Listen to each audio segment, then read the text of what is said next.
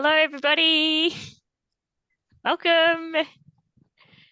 This is very exciting. We've got I think we've 16 participants. Another 2 are coming in. I'm just going to hit join. Welcome, everyone. Now, when you come in, you get automatically muted. But because you're automatically muted, if you feel the desire, we would love you to say hi in the chat and where you are working and what you're doing, where you are right now, because this is the most exciting part of this, is that we're all over the place. Who's going to be first?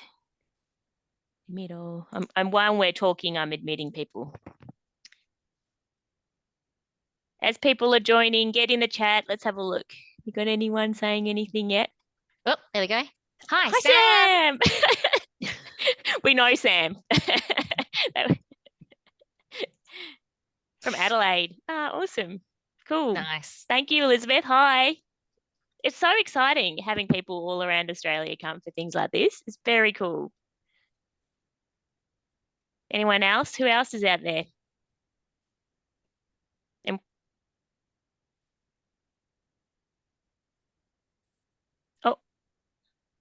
while you're there, who else have we got?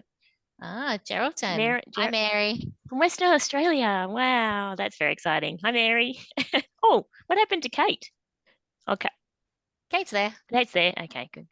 Kate's there. Hi, everyone. Welcome. What we're going to do would give everyone, 3 or 4 minutes to join, because everyone will stagger in, and then we'll get started. We'll just admit these people. Hi, Fred.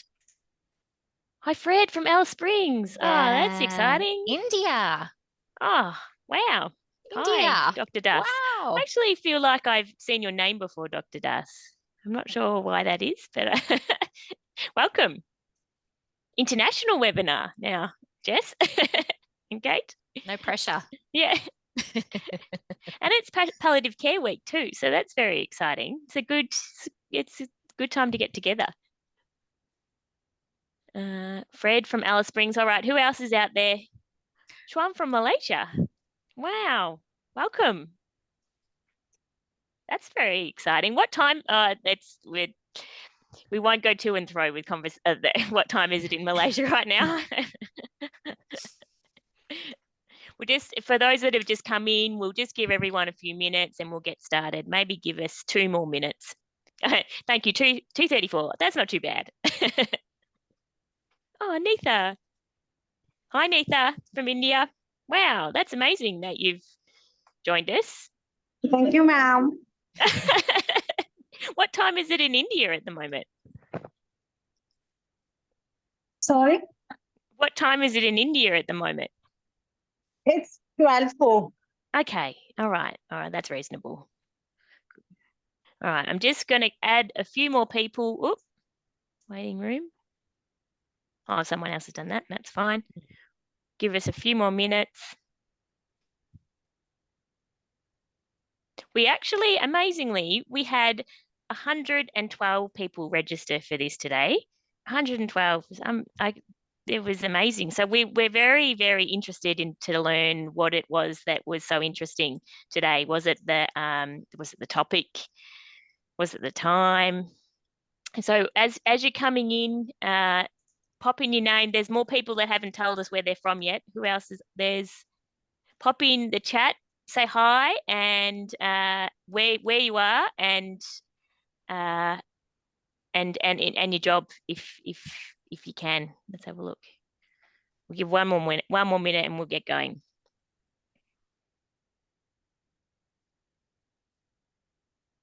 Oh, I can't believe that we've had people come internationally. That's very exciting. It's very impressive. Yeah. All right. I think my feeling is let's get going. Yeah. Mm-hmm. So just if you were watching me, look elsewhere. It's just as I'm also monitoring letting people into the room. But so welcome everybody to this PCNA webinar in Palliative Care Week, which is very, very exciting. And so my name is Sarah, and I am a clinical educator at Eastern Palliative Care in Melbourne. And today we have two lovely speakers, wonderful speakers, Jessica Brown and Kate Swetenham, and they're going to talk to us about leadership and management in palliative care. Now, before I formally introduce Jess and Kate, I'm just going to do an acknowledgement of country. So EPC and PCNA acknowledges the Aboriginal and Torres Strait Islander people as the traditional custodians of the lands and the waters where we live and work. We respect their historical and continuing spiritual connections to the country and community and pay our respects to their elders, past and present. So let's get started. So I'd like to, before I give you a little bit of information about Jess and Kate, who hopefully you can see on the screen, I just wanted to introduce the topic. And this topic really came from, I was just saying to Jess and Kate, I think if you're a person who's been in palliative care for a while, sometimes it feels like there's a secret code to getting into management and leadership that's kind of not talked about, but you know, would be very helpful if we could, you could get more information about what to do if you're interested in leadership and management. So that's what today is about. Hopefully we're going to answer some of your questions about the warts and all version of leadership and management. So just housekeeping, keep yourself on mute if you can, please. If you have questions, pop them in the chat and I will monitor the chat and we'll get to those questions towards the end. And then before you leave, when the webinar ends, don't leave straight away because there's a few other things, housekeeping things to tell you. So first question is, can you see Kate and Jess? Yes. Can everyone give thumbs up, or someone give a thumbs up to say, can you see Kate and Jess? Is there anyone? Yeah, Kate Aduma gave me a thumbs up, so that's great. Okay, so Kate, give us a wave. There we go. So Kate is the clinical lead in the end-of-life care, clinical lead in end-of-life care at the Department of Health and Wellbeing, and is also a registered nurse with really extensive leadership in palliative care. And she was the clinical director for Southern Adelaide Palliative Care Services for 15 years.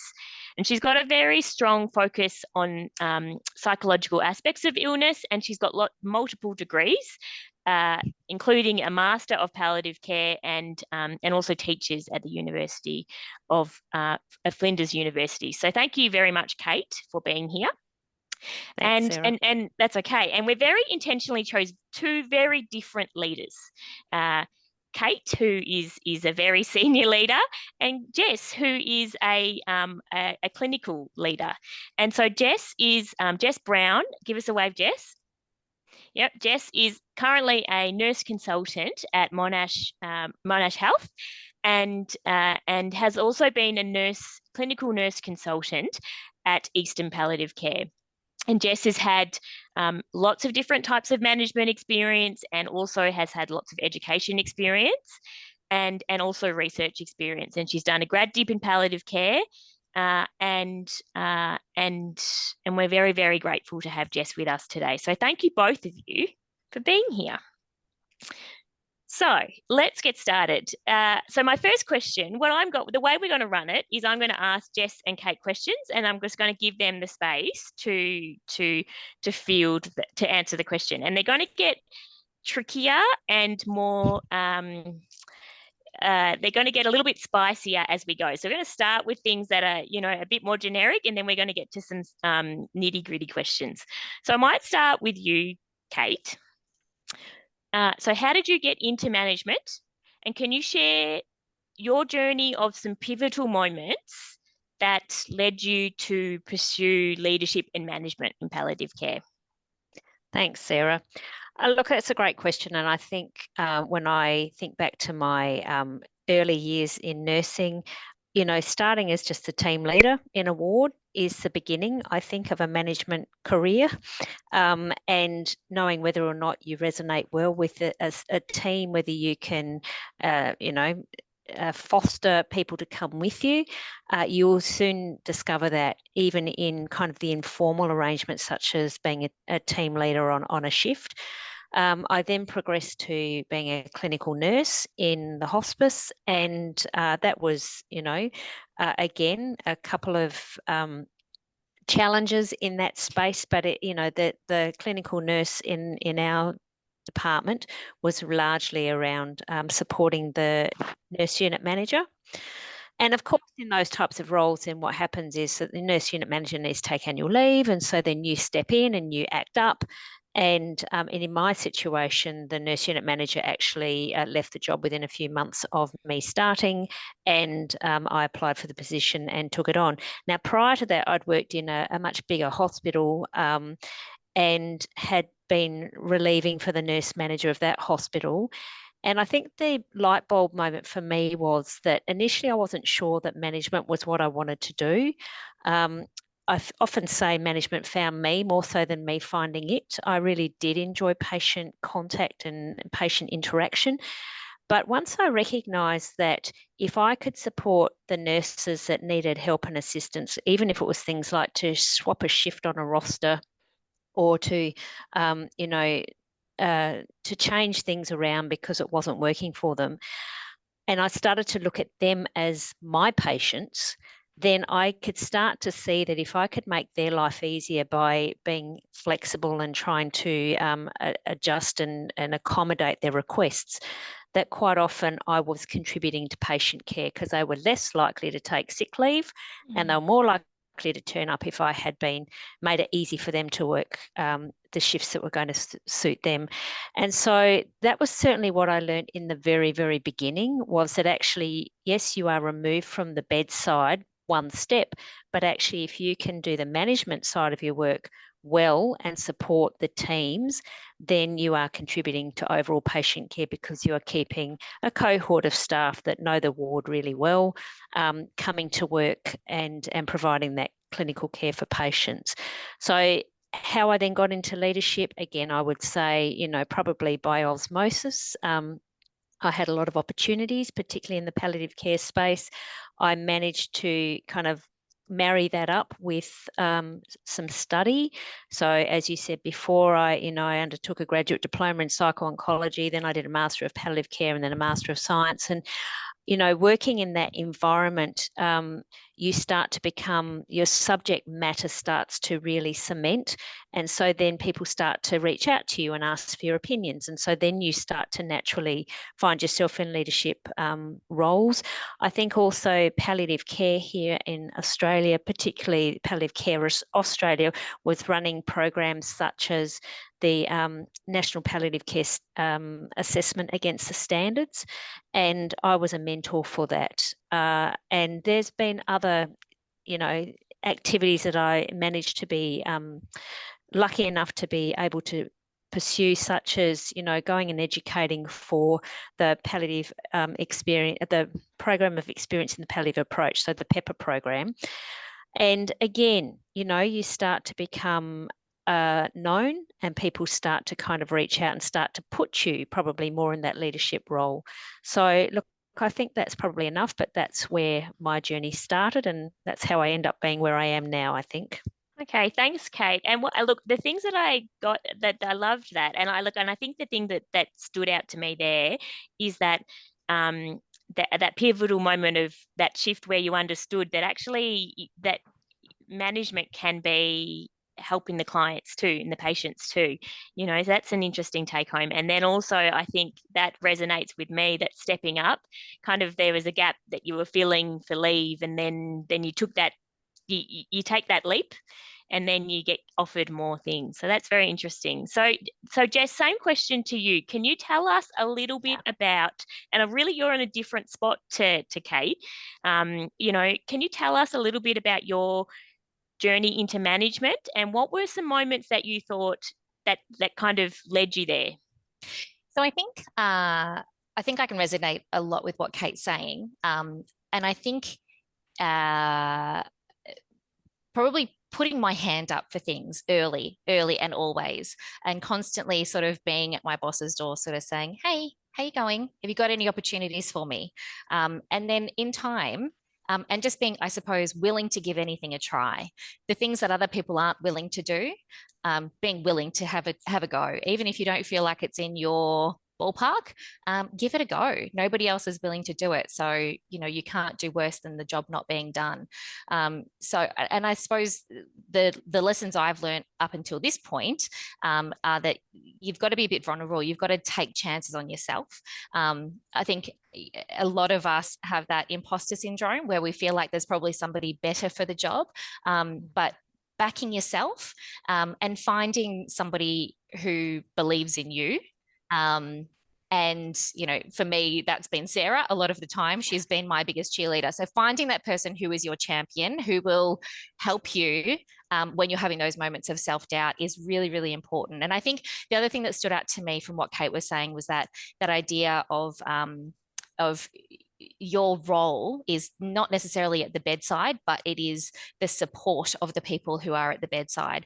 And I know that when I started doing the education roles that I've done, that shift in where you get your satisfaction was really interesting, because you no longer got your satisfaction necessarily from the end of an 8-hour shift where you've improved the circumstances of that patient in that 8 hours that you've been there. It's a longer term satisfaction, and that can be a bit of a transition as well. So that was something that I noticed along my journey to where I am now. Thanks, Jess. Isn't that fascinating that those two journeys, the main points that you both said are pretty much the same, which is take some opportunities. And actually, it's a bit of a shift. When you go into management, you start to think, actually, I am helping people. I'm helping the clients, even if I'm not doing it directly. Okay, so now I'm going to get a little bit spicier with my questions, and I'm going to start with Jess this time. So when you didn't have experience and when you hadn't been a manager before, how did you convince your managers to give you a go, Jess? Look, I think this can be tricky. I think talk the talk. Just I think say you can do it. Back yourself. And I remember getting the first educator role I got and being shocked that they gave it to me. Like, oh, they've made a terrible mistake by giving me this role, but I could do it. They saw it in me. So putting yourself out there and trusting the process, that if you are given those opportunities, then you will step up to the plate and you will get them done, and you can get help along the way, and that's okay. Sometimes you might have experience, but whoever is in charge at the time doesn't necessarily give you the opportunity to demonstrate the experience that you do have, that that you can build on further. And I think in those moments, it's really important to find that champion again. And don't be shy to get to know the leadership team. I think sometimes, the managers and things, they can feel quite separate from where we are. But jump in, get to know them, because on a whole, managers and leaders really appreciate having people who are driven, who are excited, who are motivated to develop, and they will stick out. And when there are opportunities, you will be approached for those opportunities if you are putting your hand up and saying, I'm interested, I'm keen, tell me more, tell me more, tell me more. And just being solution focused. I think, we can all get a bit burnt out sometimes in the health field, but when you see a problem, we can all get into that cycle of, gee, this is a bad problem, this is a bad problem, but looking at a problem and coming forward with a solution. It doesn't have to be the best solution. It doesn't have to be the one that's going to last forever, and implement it, be involved with the implementation and the review of that. So come forward with the solutions, and show people that you do have that ability to run with things and make things better than they have been. Actually, that's so interesting, Jess. I actually saw a clip, a little film from Barack Obama. Someone else may have seen this. And he's an interview, and they asked Barack Obama, what do I do to make myself stand out to leaders? And he says, just get things done. There's a lot of people who can talk about issues, but you will stand out to your bosses if you are someone who gets it done. It doesn't matter how small it is. So that's interesting. Yeah, I think you and Barack Obama agree. Same. What about you, Kate? Have you got anything that you can think of that when you didn't have experience, how did you end up standing out to your managers? I think very much like what Jess said, accepting projects. So, things like quality improvement, knowing that our ward was coming up for accreditation, actually proactively putting a hand up to lead some of that work that might have needed to be done, was certainly went a long way to increasing my own profile within the ward that I was working in. I think also not being afraid to try something new. And I think that can be challenging, but actually showing that you can be flexible and that showing that you've got a work ethic is really, really helpful. So, you do need to think about your overall profile. And if you're someone that takes a lot of sick leave, or, you just really struggle to kind of commit to the workplace, I think that's going to come in and undermine. And, and that's not to say that a lot of sick leave is not legitimate, but, I think what managers are looking for is people that they can actually hand a piece of work to and feel reliable that they're going to actually get a product out of them. And so I think from my perspective, it is actually about, you need to walk the talk, you need to show that you can do. And I think that goes a long way in your early years. What do you I think? agree. I'm going to jump in. Sorry, go, Sarah. Jess. Yep. I'm going to take over. I completely agree with that. And I'd written some notes last night. And I think one of the other things that became obvious to me quite early was something to be mindful of when you are looking for those leadership opportunities is to maintain your professionalism in the workplace.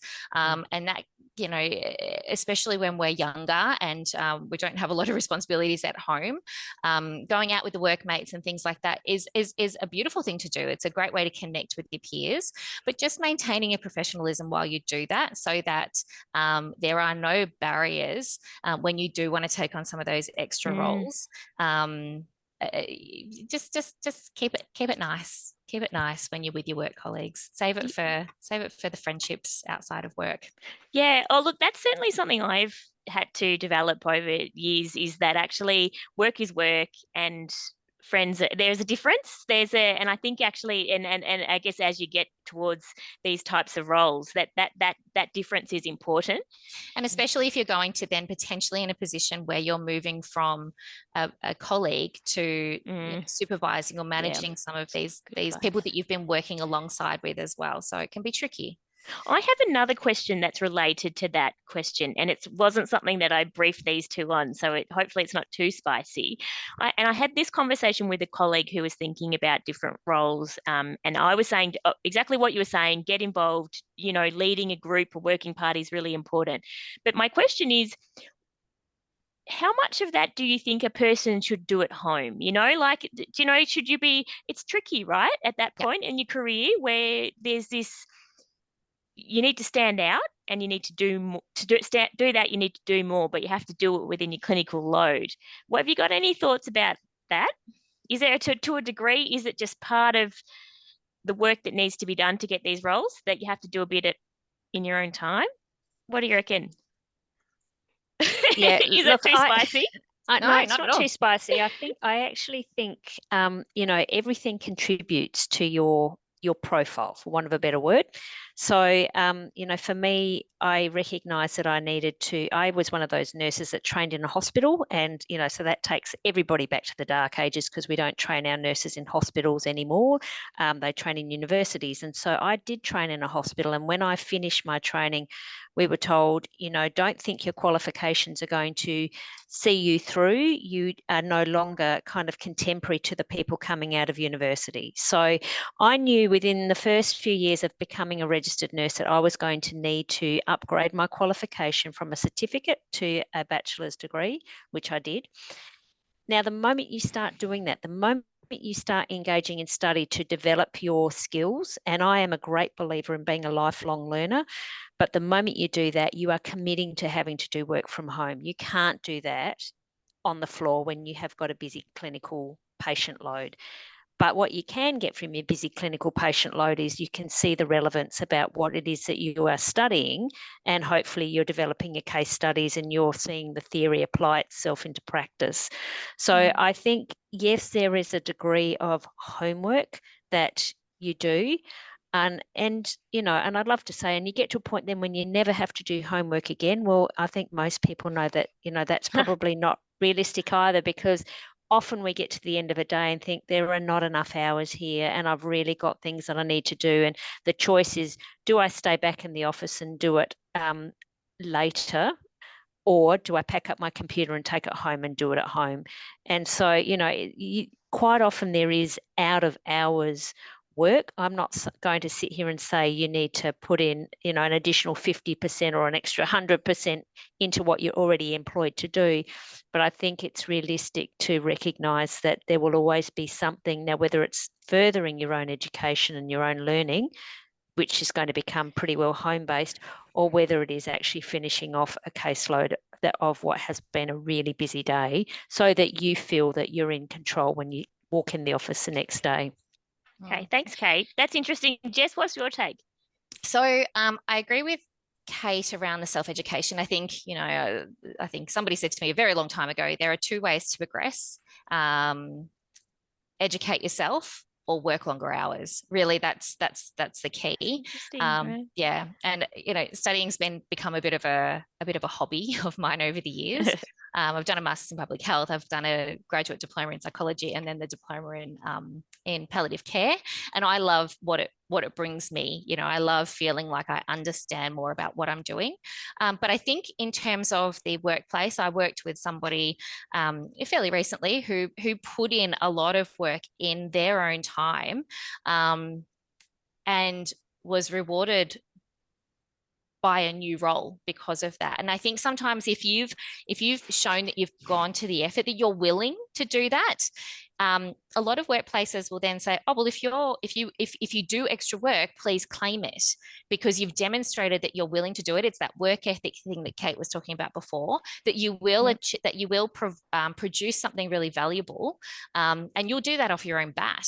So if they invest in you, then they're going to end up with something really, really beneficial to the organisation.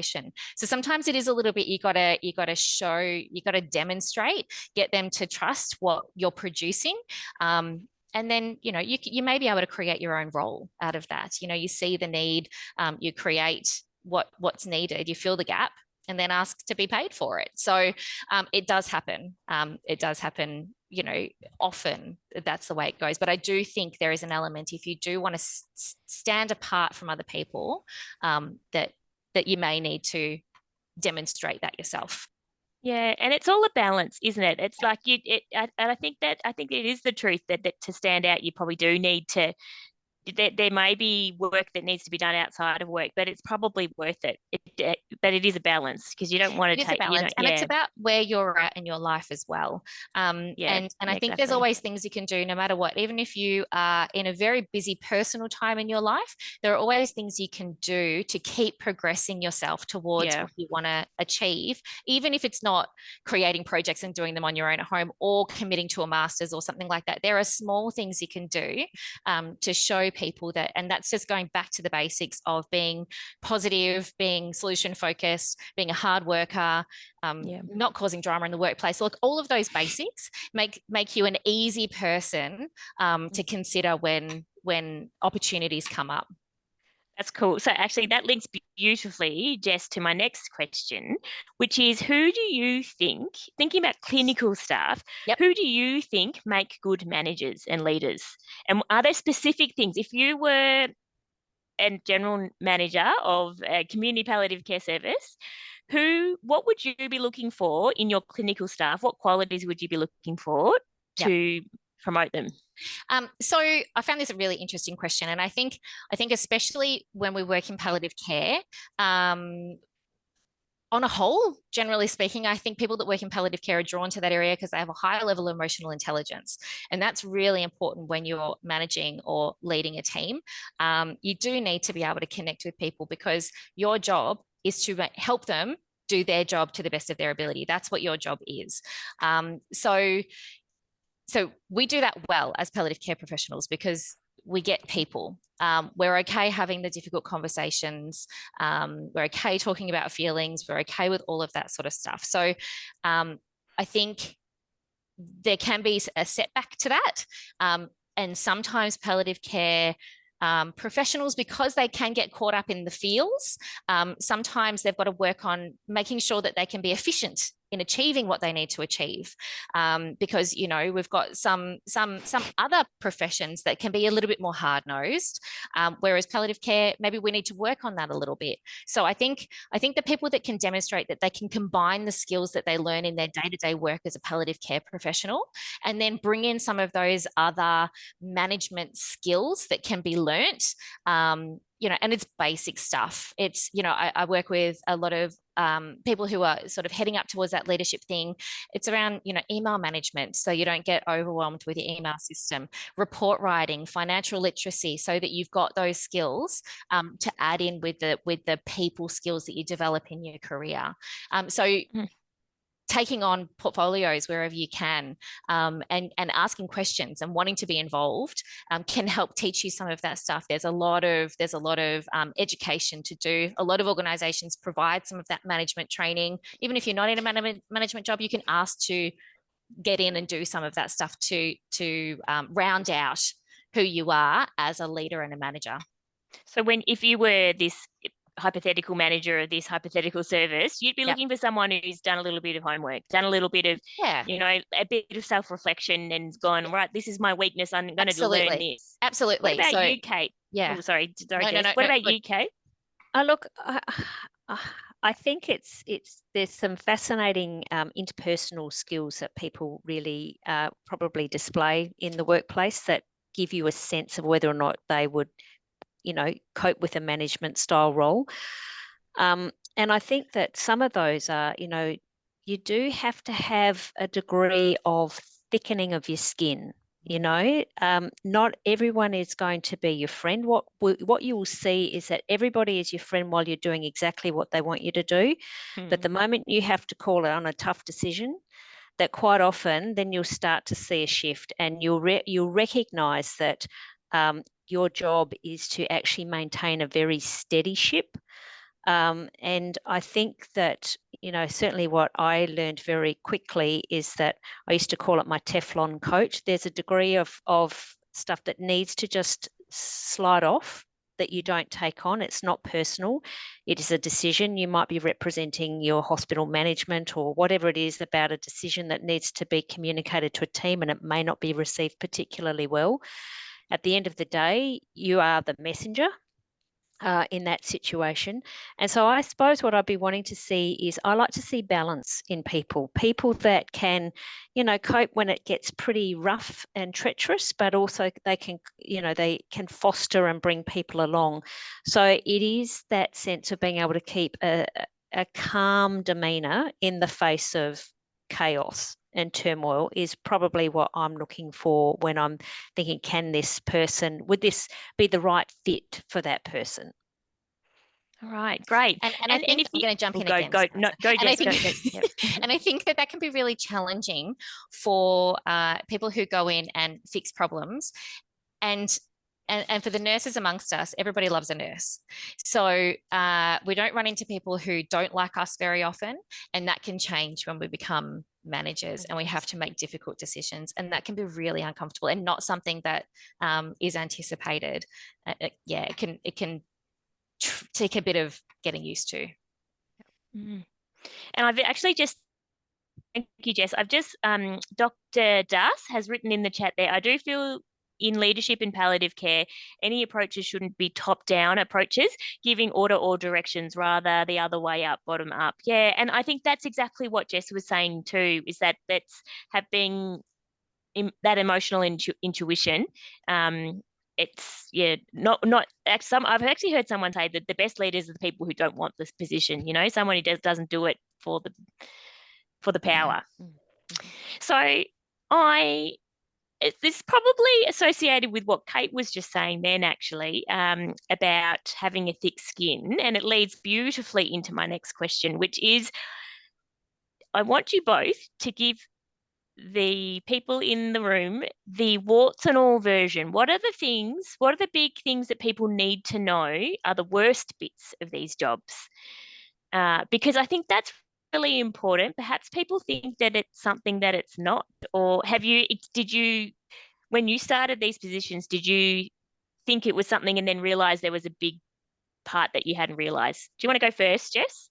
Does that question make sense? Yeah. What are the bad bits? Yep, Basically. great. Yep, good. So I think the bad bits well, not really the bad bits. The bit that was surprising, I suppose, was the level of vulnerability I think you have.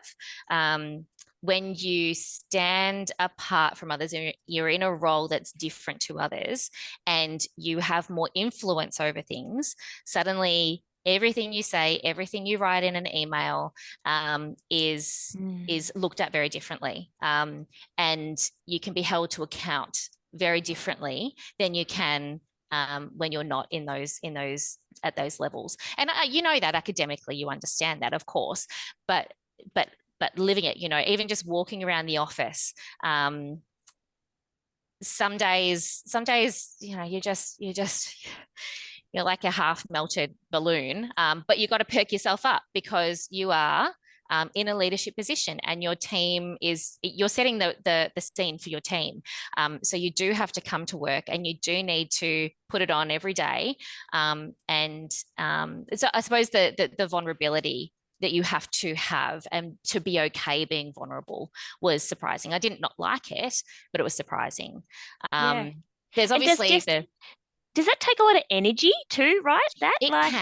It can, because sometimes you've got your own stuff. We all have our own stuff that's going on.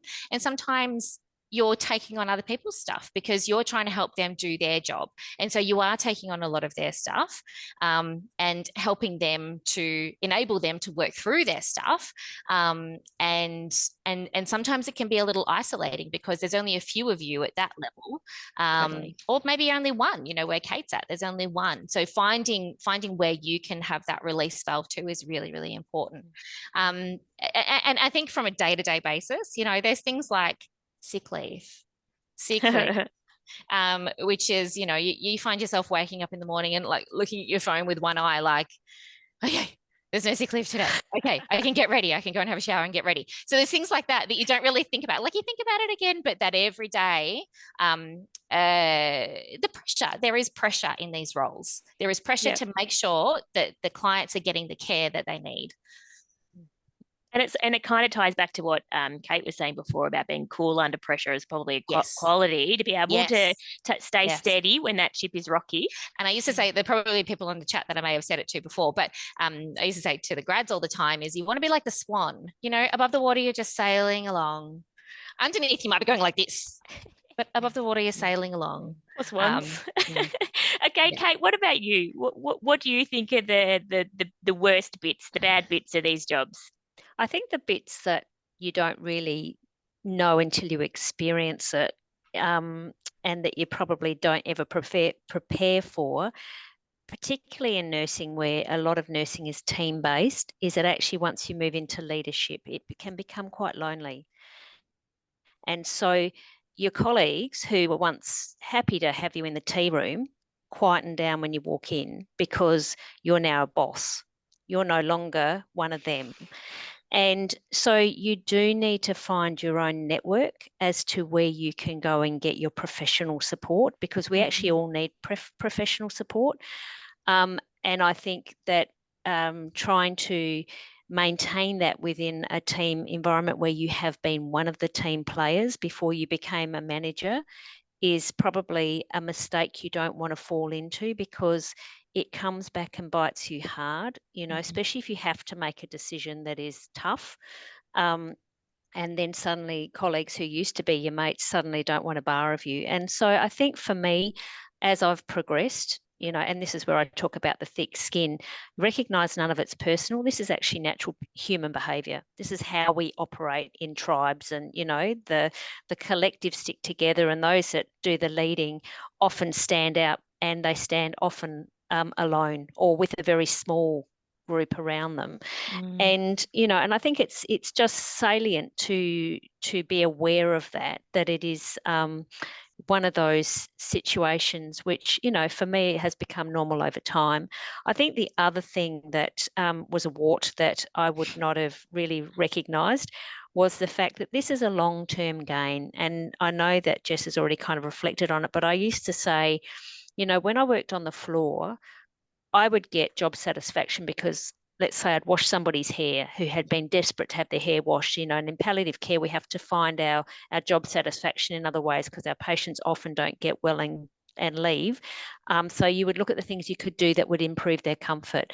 And when I got into management, I started to realise that I had to probably walk 6 to 12 months down the road and then turn around and look back and go, what have I achieved? Because it's not immediately visible. And you chip away at things, and you chip away at maybe shifting culture in a unit, or you chip away at introducing a new policy. And none of that happens overnight. And you don't get immediate gratification. The other thing I learned was that staff that you work very closely with, where they're constantly telling you that they need, let's say, for example, we need a new community social worker, and you go out of your way to see what you can do to do that. And eventually, you know, 12, 18 months later, you deliver this new community social worker. Don't expect for people to turn around and say thank you. Yeah. Because actually what they do is they then say, right, now we've got that. Now we need another community doctor. They just move on to the next thing that's on their list. So the gratification is not there. It's certainly not immediate. And you have to recognise that that is part and parcel of the job. And, you know, it is what it is. And I'm going to jump in again, Kate, because not only do you not get the gratification, but the things that you don't do that are wanted are very, very, very, very highlighted. The things that you do, you know, they pale into insignificance. And that might be really meaningful to you, that we've provided flexible working arrangements for all the staff, but, you know, you've changed this one thing over here, and that becomes the focus, and no one's thinking about that. So, and that's human nature as well. The bad things are easier to focus on than the good sometimes. But yeah, being able to ride through that is challenging, I think, sometimes. And it goes back to what Kate was saying before about one of these key qualities, having a thick skin, you know. Yeah. So look, thank you, ladies. That's very interesting. All right, so now I've got one last question, and then I would love, if you are sitting in the audio within the room listening while we are talking, think of a question. If you've got something for Kate and Jess, now's the time to do it, because I think we'll have enough time for at least one or two questions. So my last question for you, Kate and Jess, is, so if there are people in this room today who've clearly got an interest in management, so what do you think they should do to start? What steps do you think they should take to stand out? And what could make them stand out amongst their peers?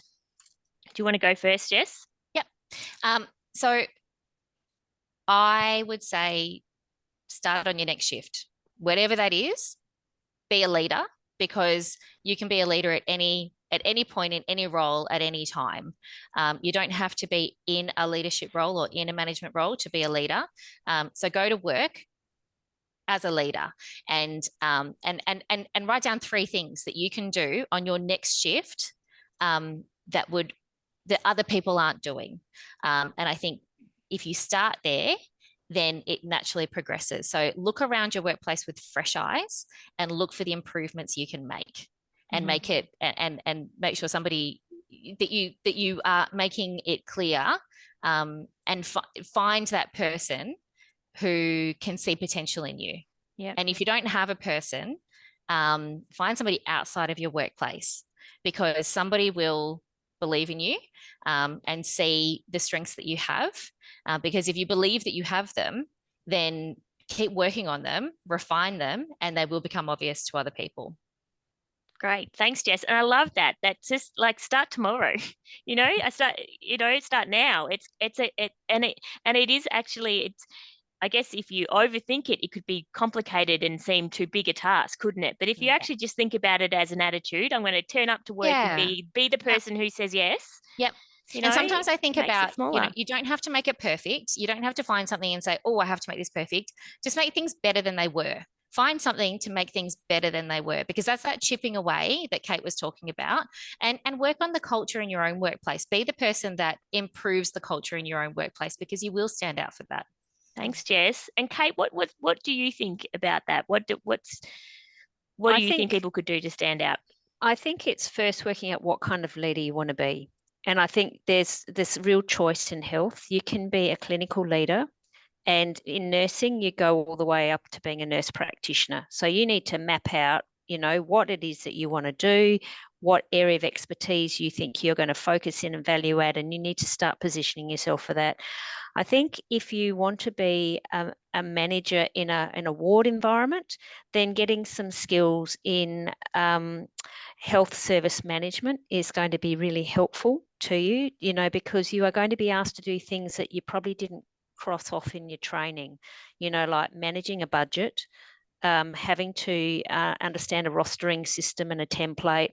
There's a variety of things, meeting key performance indicators, quality indicators. They're things that, we kind of talk about, but actually when you have to sit down and do it, you recognize that there's probably some skills under there that you might need. And then there's the big scale leadership. And, if you look at a lot of our hospitals, particularly here in South Australia, where I'm based, a lot of our CEOs were nurses. And then if you look at what they've done, they've gone off and done things like a master's in business administration or a master's in health service management. And then they've gone on and done other things like the Australian Institute of Company Directors. They're learning about governance. So there's always, I think for me, it would be, you need to kind of give yourself a sense of where you see yourself going. And in some ways, you're only going to know that by dipping your toe in the water and putting your hand up to relieve, like in the nurse manager job. Go do it. Is that the kind of work you like? That'll soon tell you whether or not you're going to be more inclined to go for clinical leadership, or if you're going to look for more management leadership. If you've got your sights set on, being a CEO, then you probably were never going to be much of a nurse anyway. If I'm really honest, you were going to transfer through that pretty quickly, because actually really the skills that you needed, and you probably didn't recognize at the beginning, were things like actually enrolling into a master's of business administration, because that is much more corporate. It is much more governance related, and you wear the full accountability for an entire organization. So I think the nurses that have gone on to do that, when you ask them how long has it been since they worked in a ward, it's been a very, very long time. And when you look at their pathway through, they probably got to being the executive director of nursing of a hospital, and then playing in the chief operating officer role, and then becoming a chief executive officer. So there does seem to be a bit of that kind of flavour and pathway to it. Okay, thanks, Kate. Thanks, Jess. And I love what you were saying, Kate, too, about really part of answering that question is knowing what type of leadership, because they are different, aren't they, really? And actually knowing which one is going to be better suited to you is a good step too. And I also love the thing about figuring out your deficits. Like for me, those that know me, there's a few in this room that know that I am my details aren't great, and so it might have been a good thing for me to volunteer to do rostering, or maybe not, but they're the type of things that you figure out where you're not great and go, right, I'm going to work on that, to show that you're someone who's willing to be vulnerable. So we have I'm just going to go to the chat. So thank you, Kate and Jess. It's very exciting. This webinar has been fun for me anyway. So I've just got to read from the bottom up, because there's comments and then there's a few questions. So Fred Miguel has said, thanks for this, great presenters. Can I just add that in the rural and remote areas, this can all be amplified with the successes and pitfalls, as there's no dilution in staff or patients and community. The phrase is walk the talk is paramount. Yeah. that's big, isn't it? It's like you're in a country town and, you know, the person that you had to tell that that wasn't great might have been your next door neighbour, you know? Yeah.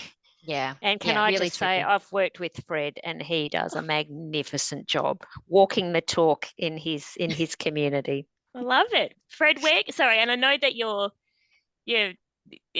Alice where are you from? Springs. Alice Springs. Ah, awesome. That it's not big. Pretty good endorsement from Kate. Yeah, that's That's good. awesome. Thank you, Fred, for that comment. And then I had I'm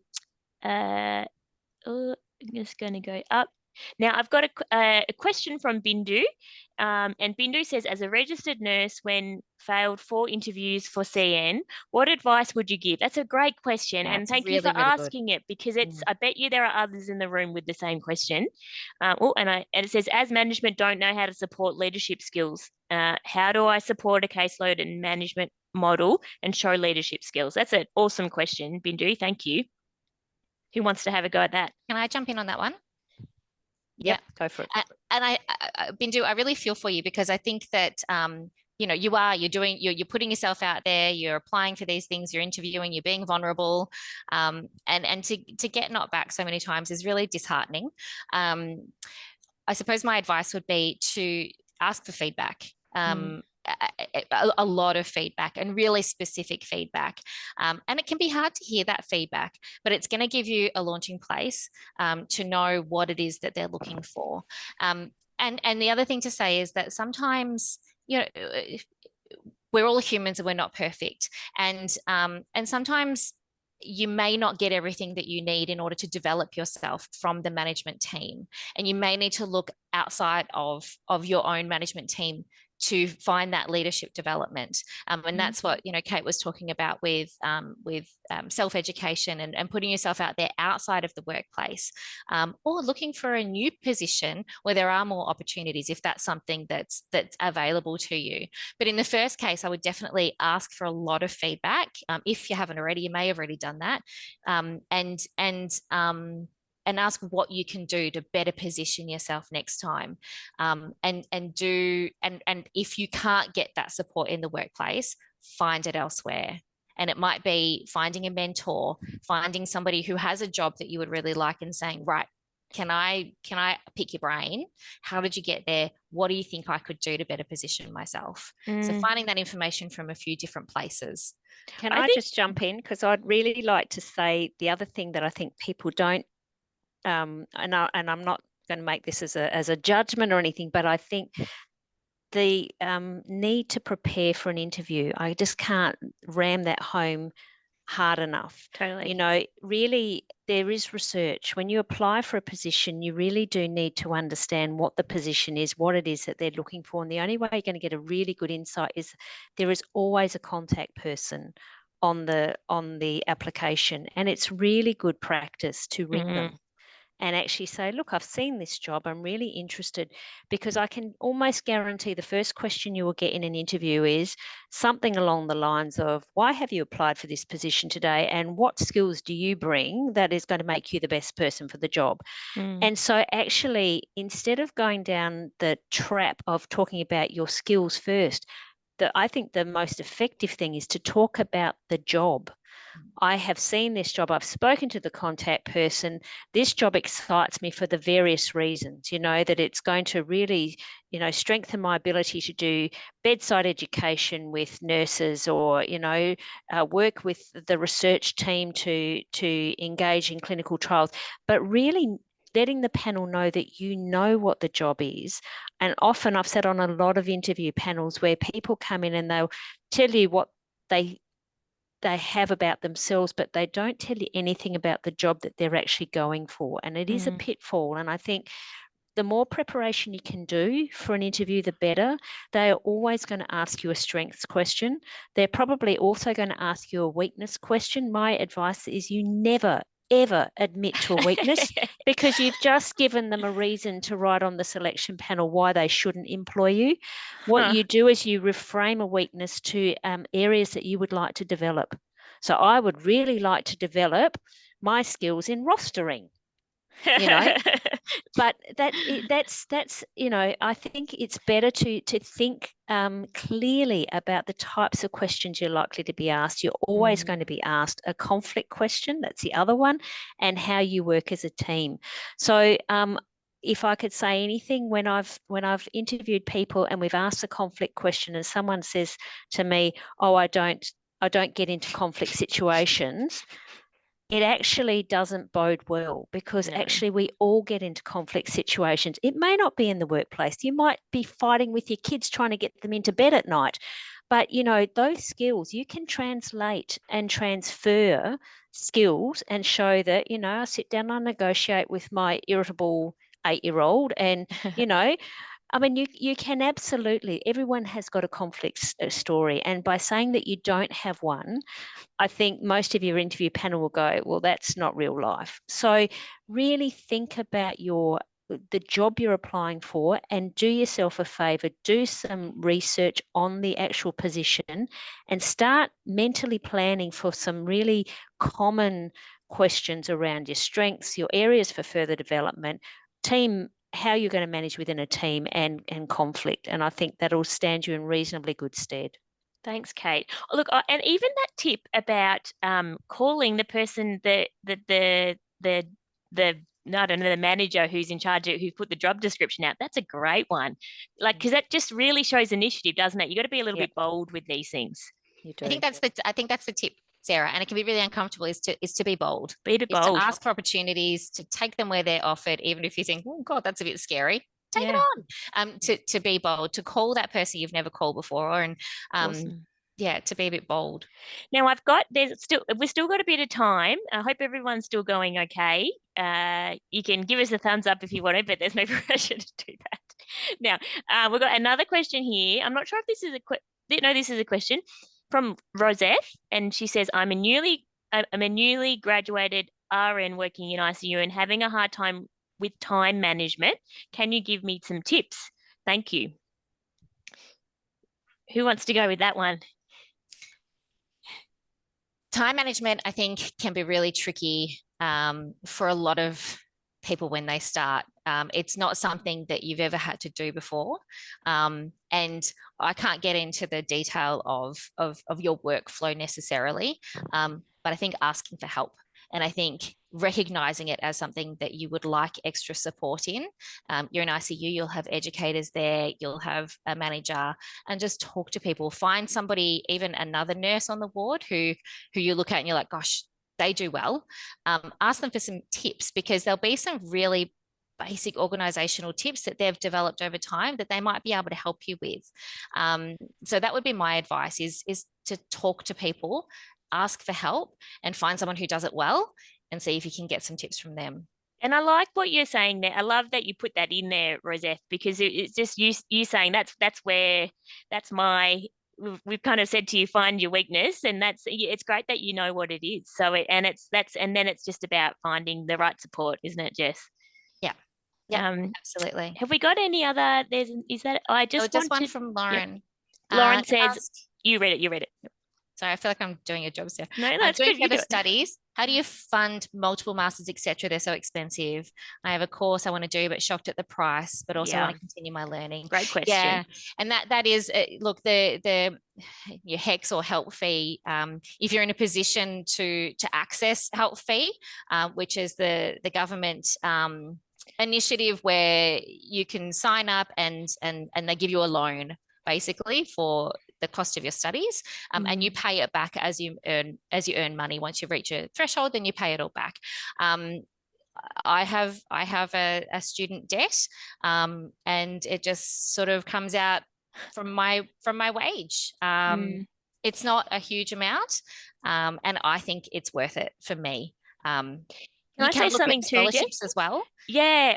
So we've got a colleague at Eastern Palliative Care, and he's just started in a community palliative care, and he got a $30,000 scholarship from the Australian College of Nursing to do his master's in palliative care at Flinders. So they are out there, and people do get them. So I guess it's about looking, if because you're right, they are so expensive. and maybe starting small, not enrolling in the masters. Yeah, Just going with the enroll in the certificate or the course. Yeah. Mm. But I think also just checking in with your own chief nursing officers, Totally. regardless of wherever you happen to be located. Quite often they will run a scholarship program of some description. Australian College of Nursing do the same, and keeping yourself up to date, by being on mailing lists, newsletters. Being a member of Palliative Care Nurses Australia, for example, we send a newsletter out every month, and we will have scholarships or opportunities that we're made aware of. We will promote that freely in our newsletter. So just keeping your eyes open for things like that. There are other great opportunities. Certainly, I mean, a Churchill Fellowship won't fund your masters and it won't fund your formal study, but it would certainly fund a study tour if you were wanting to actually go and see what's happening in other parts of the world. So there are huge opportunities out there, and I think just don't be afraid. Don't stand behind the bathroom door. Get out there, be front and center, look for where they are, and put your hat in the ring. You have to be prepared to take knockbacks because a lot of people apply for them, but just see it as a normal part of trying to develop yourself, and don't be put off by a knockback, because actually a lot of these programs, they offer them at least on an annual basis, sometimes a little more often. And again, ask for feedback and work on your next application. And actually that's kind of goes back to what Bindu was saying too, Kate, is that I always see knockbacks, like it is really hard though, but I reckon every time I don't get something, it's never time lost because I've improved my CV a little bit or I practiced the questions a bit more. Yeah, so it's all a bit of a process, isn't it? Yeah. You know what? It can feel bad. Let yourself feel bad for a night. Yeah, That's okay. Go totally. eat the block of chocolate, and then tomorrow pick your socks back up and take the learnings from it and get ready again. And if you want a lesson in how to deal with knockbacks, write a paper for a peer-reviewed publication, because you will have reviewers coming backwards and forwards telling you, no, this isn't good enough. You haven't explained this properly. And and as Jess says, you kind of get into the depths of despair, and then you think, come on, you've put so much work to date, don't let that go to waste, and you just get back on the horse and get going again. And I think it's the same with all feedback. And I think I know we're sort of heading towards overtime now, but I think it prepares you well for some of these management and leadership roles, because it does get a little feisty. You might be presenting something you've put all your heart and soul into, just for it to be sort of everyone else in the room to be like, yeah, nah, I don't think so. I don't think that that's going to work. But then you got to think about it, because you feel it when it happens to you, but you might also be saying that about somebody else's thing that they've put work into, kind of going, oh yeah, but have you thought about this and have you thought about that? That's what's necessary at that level to progress things. So you do need to be able to take the knockbacks, have people pick through what you have produced, because you're doing the same thing to them, and it's a natural part of making services better. All right. So now I'd love to keep chatting because gosh, this was interesting, wasn't it? But we can't. So thank you very much, Jess and Kate, for your time and for the participation of everyone in the room, because it really has been impressive and some amazing questions. And thank you for joining from all over Australia. I have a plug for PCNA. So this is the point. This is the point of PCNA, is to connect us. And it's something that we in a really unique position at PCNA to be able to do. So if you're not a PCNA member, join, because this is the type of thing that we want to continue to run for you. And we're going to send you a survey tomorrow. And if you enjoyed it, say why, so that we continue to run them for you. So have a lovely evening. Thank you, everybody. And thank you for joining us from India. Bye. Yes. Bye. And Malaysia.